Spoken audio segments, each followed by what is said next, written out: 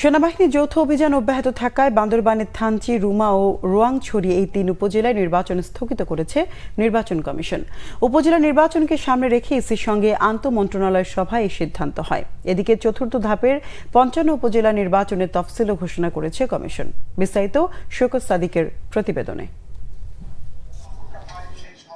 ষষ্ঠ উপজেলা নির্বাচনকে সামনে রেখে মঙ্গলবার সকালে রাজধানীর আগারগাঁও নির্বাচন ভবনে আন্তঃমন্ত্রণালয় সভা করে নির্বাচন কমিশন।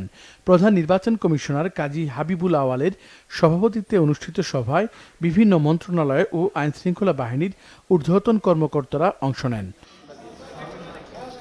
সভা শেষে কমিশন সচিব জানান, এবারের উপজেলা নির্বাচনে জাতীয় নির্বাচনের চেয়ে বেশি আইনশৃঙ্খলা বাহিনীর সদস্য মোতায়েনের সিদ্ধান্ত নিয়েছে ইসি।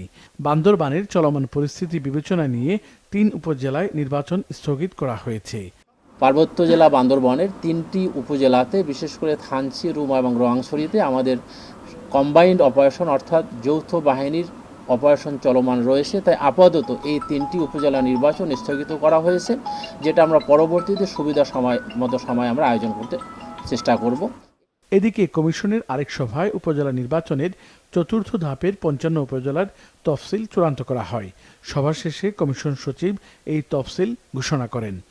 আমাদের ষষ্ঠ উপজেলা পরিষদ সাধারণ নির্বাচনের চতুর্থ ধাপের মনোনয়নপত্র দাখিলের শেষ তারিখ 9 মে বৃহস্পতিবার, মনোনয়নপত্র বাছাই 12 মে রবিবার, মনোনয়নপত্র বাছাইয়ের বিরুদ্ধে আপিল দায়ের 13 থেকে 15 মে, আপিল নিষ্পত্তি 16 থেকে 18 মে, প্রার্থিতা প্রত্যাহারের শেষ তারিখ 9 মে রবিবার, প্রতীক বরাদ্দ 20 মে সোমবার এবং ভোট গ্রহণ, যেটা আগে থেকে আপনারা জানেন যে 5 জুন 2024 তারিখ সকাল 8টা থেকে বিকেল 4টা পর্যন্ত ভোট হবে, রোজ বুধবার।